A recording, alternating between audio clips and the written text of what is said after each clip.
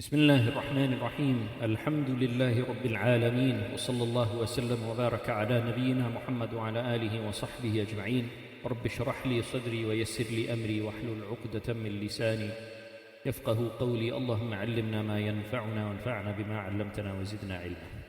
In our last session we spoke about Nurudin Az-Zinki, the great commander, and how he organized an army in order to take Egypt.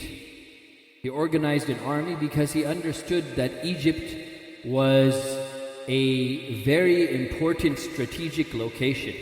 And if he had control of Egypt, then that would help him in his goal of defeating the Christians and eventually retaking Jerusalem. So in the year 562, Nurudin Az-Zinki, he organized an army under his commander Sherko. Sherko was the main commander of Nurudin's army. So he organized this army under the command of Sherko to go to Egypt.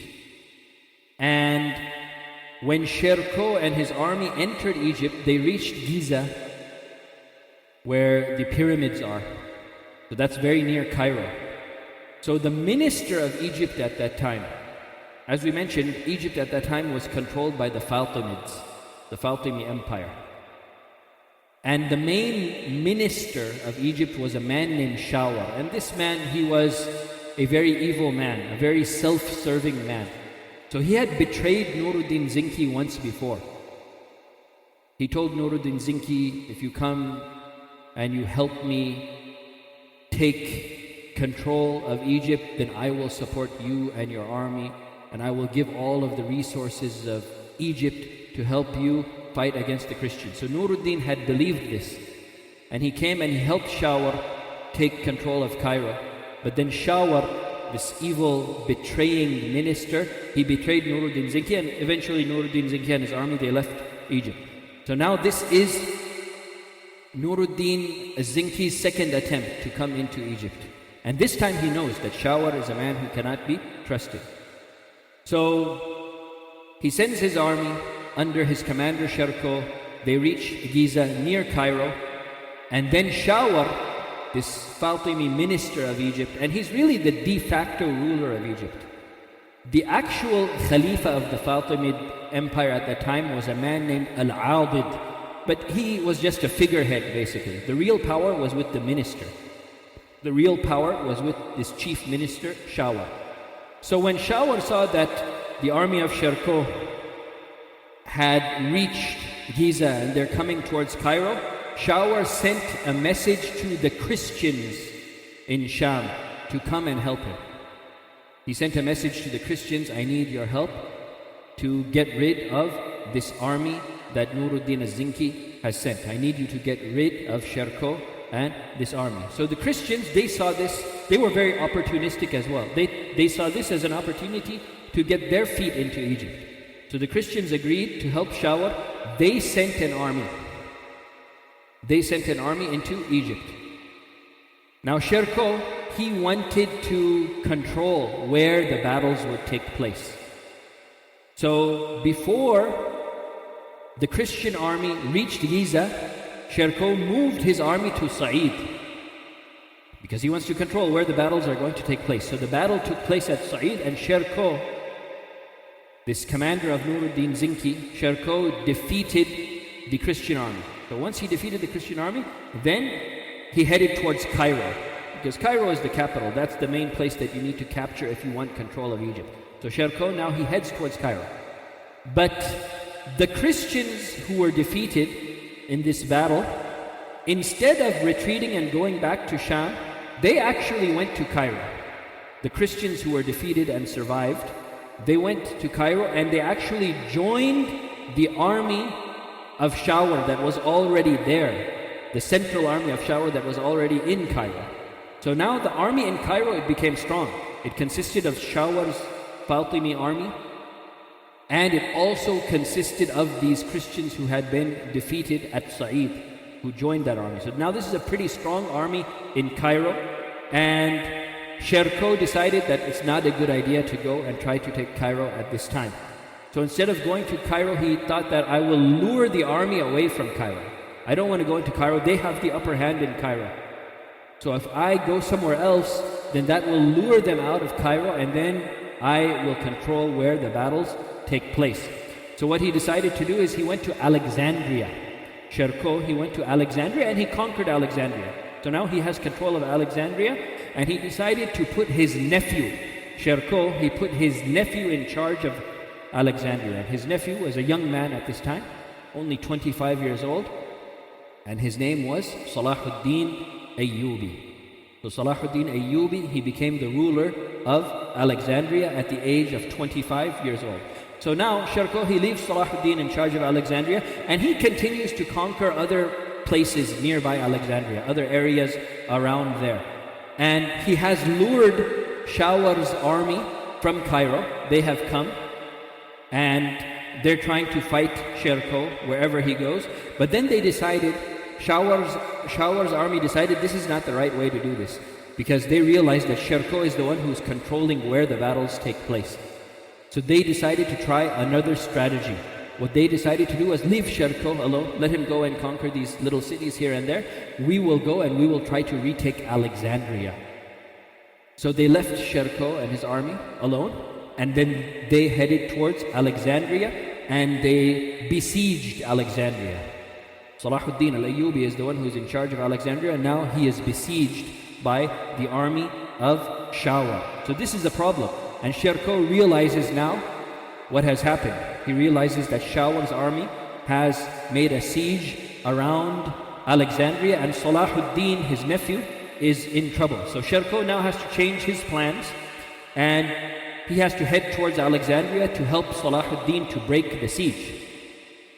So he heads towards Alexandria. So Salahuddin is in Alexandria. Shawar's army is around Alexandria, besieging it. And now Sherko and his army, they come from behind, right? So Shawar, he sees that this is not a good situation now.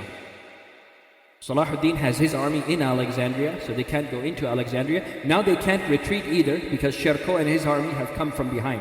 So basically Shawar and his army, they're sandwiched in between Salahuddin and Sherko. So Shawar, this Egyptian minister, he decided to negotiate. He said, okay, let me try to make a deal. So he makes a deal with the Muslims. He makes a deal with Sherko and Salahuddin. And he also makes a deal with the Christians as well, that both sides will go back to Sham. The Christians, they will leave Egypt and they will go back to Sham. Those Christians who had joined him and his army, he said to them, okay, you guys, you go back to Sham, leave Egypt. And he said to Salahuddin and Sherko, you guys also have to leave Egypt and you have to go back to Sham. Right? So Salahuddin has to leave Alexandria, and Sherko and his army, they have to leave Egypt and they have to head back towards Sham. And Sherko was promised that he would be compensated. Shawar said, I will compensate your army. I know that it's very expensive to wage these battles and to have these armies come in. Of course, you spent a lot of money. So as part of the deal, I will compensate you 150,000 gold dinars. Shawar, he said to Sherko that I'm going to give you 150,000 dinars for the expenses that you incurred with all of this, but you have to go back to Sham. You have to leave Egypt. So both sides agreed to this. The Christians agreed, okay, we will go back to Sham. And Sherko and his army and Salahuddin, they agreed that they will also leave Egypt and go back to Sham. So now both sides, the Christians and the Muslims, they have left Egypt and they're heading back towards Sham. Now look at the betrayal of Shawar once again, this Egyptian minister. He's a very cunning man. While they were on their way back, the Muslims are on their way back and the Christians are on their way back. Shawar, he sends a message to the Christians while they were on their way back to Sham. And he says, actually, I need a small army. I need a group of soldiers from the Christians to come back to Egypt, to come to Cairo and to guard the gates of Cairo. So he wanted a contingent from the Christian army to be stationed at the gates of Cairo. And this is perhaps because he feared that eventually Nurudin is going to try once again to come into Egypt. He is eventually going to try to take Cairo. So he thought, okay, these Christians, they can help me, they can guard the gates of Cairo, and this will prevent Nurudin and the Muslims from coming in. So he sent this message to the Christian army, asking them to send back a contingent from their army that will guard the gates of Cairo for him, and he promised them 100,000 dinars. He said, I'll give you 100,000 dinars for this service. So the Christians, again, they saw this as an opportunity, right? Again, they saw this as an opportunity. We can get our feet into Cairo, not just Egypt in general, but actually we can get our feet into Cairo, the capital. And we can also make 100,000 dinars. That's a lot of money. So they saw this as a win-win for themselves. So they decided to accept this offer. So a group from the Christian army, a contingent from the Christian army went back into Egypt, and they took position at the entrance of Cairo, at the gates of Cairo. Now with this new development, eventually when the news reached back to Nurudin Zinki in Sham, he realized that this is not a good situation. This is not a good situation. The Christians, these people that Nurudin has been trying to fight in Sham, now they're going to gain a presence in Egypt as well. This is not good. So Nurudin realized that this situation is something that needs to be addressed quickly. So once this Christian contingent came at the gates of Cairo and they established their presence in Cairo, the Christians of Sham saw this as an opportunity. The Christians, the main Christian army in Sham, they considered this to be a great opportunity. Now we have our people on the inside. Now we have our people on the inside. We can actually come into Egypt and we can conquer Cairo, and we have our people already stationed at the gates of Cairo. They will help us actually conquer the city, right? So they weren't really interested in helping Shawar, the minister, the Fatimi minister of Egypt. They weren't really interested in helping him. They wanted to serve their own interests. And they saw this as an opportunity to take hold of Cairo. So they started organizing an army that would come into Egypt. The Christians in Sham started organizing an army that would come into Egypt and take full control of Cairo. And this happened in the year 564 of the Hijrah. The Christians of Sham sent an army with the intention of taking over Egypt and taking over Cairo. This Christian army from Sham, they reached Bilbis, which is not very far away from Cairo, and they took control of Bilbis. Then, after they took control of Bilbis, they continued towards Cairo. So all of this mess, all of this situation, it was due to the constant treachery of Shawar, this main minister of Egypt, right? He's the one who is the cause of everything that's happening, right? And these Fatimis, as we mentioned, time and time again, they betrayed the Ummah and caused problems for the Muslims. As for the actual Fatimi Khalifa, the one whom they used to address as Amirul Mu'mineen, he was a man, as we mentioned, his name was Al-Ayyubi, but he was just a figurehead, right? He really didn't have any power. He did have his supporters, but he himself really didn't have much power. The power was with the minister. But when he saw all of the mess that his minister was making, when he saw all of these problems, and the root cause of all of these problems were these plots and plans by his minister Shawar, Al-Ayyubi himself, he decided to take some action. And we can't let this happen. Now the Christians are coming, they're going to come and take over Cairo. They already have a presence in Cairo. He feared that, khalas, this will be the end of his kingdom. He felt that this would be the fall of the Fatimid dynasty if this happens, if the Christians come and they take Cairo. So he decided to step up. The Khalifa himself, he decided to step up and take action, because he realized that his minister was making decisions that would cause him to lose Egypt completely. So what did he do? What did Al-Ayyubi do? He sent a message to Nurudin. He sent a message to Nurudin Zinki in Sham. He said to him, come help me. Come and help me against these Christians, and help me against my own minister Shawar, who is making these plans that is going to destroy my kingdom. Come and help me. If you come to Cairo, come with your army to Cairo, I will personally open Cairo for you. I will personally open Cairo for you. Just save me from Shawar, and save me from these Christians that are coming to take over Egypt. So Al-Ayyubi, the Fatimi Khalifa, he wants Nurudin's help. So now Shawar came to know that Al-Ayyubi is not on his side. He came to know that the Khalifa has his own plans. So now he wants more support from the Christians. There's already a faction of the Christian army that has come from Sham into Egypt. But now he knows that he needs more support because now Nuruddin's army is going to come as well.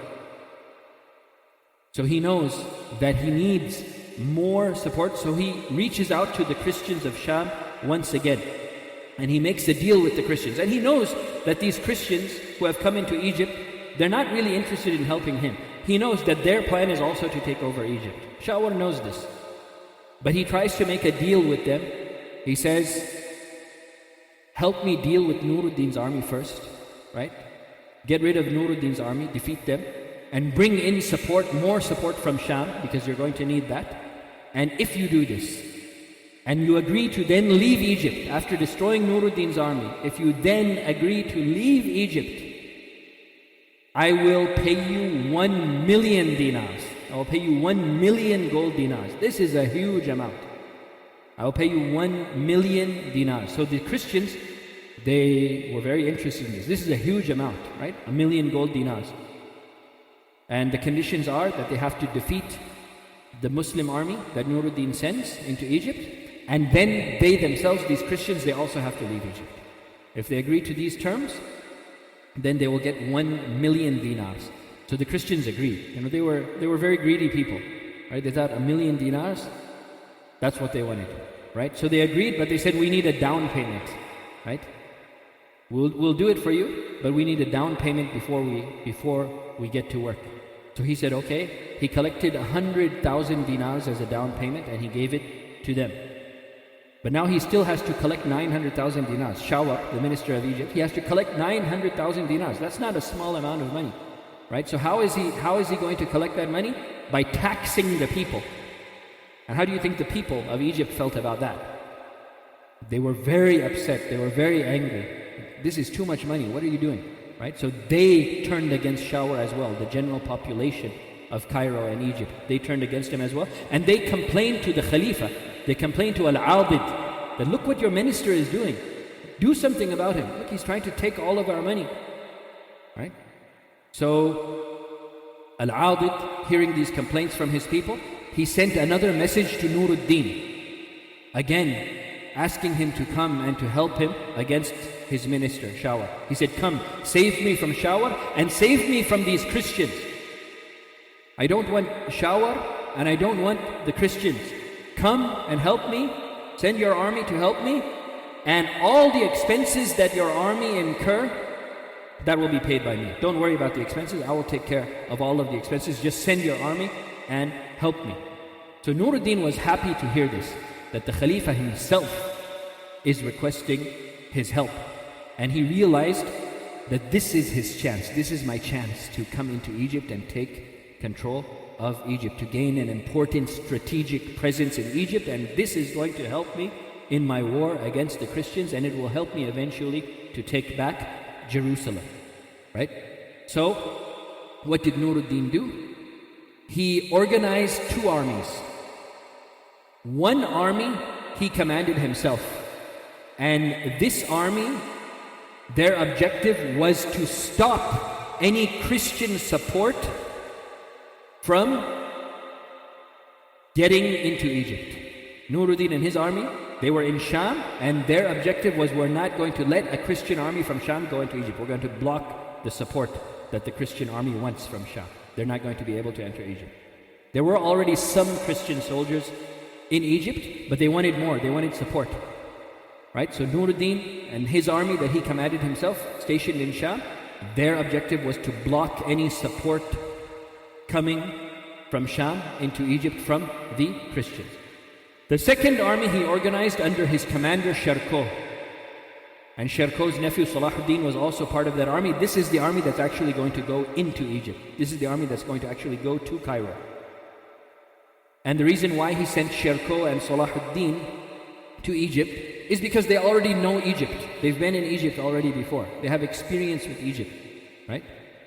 So the army of Sharko and Salahuddin, they go into Egypt, while Nuruddin stays in Sham and blocks the Christian army from sending support into Egypt.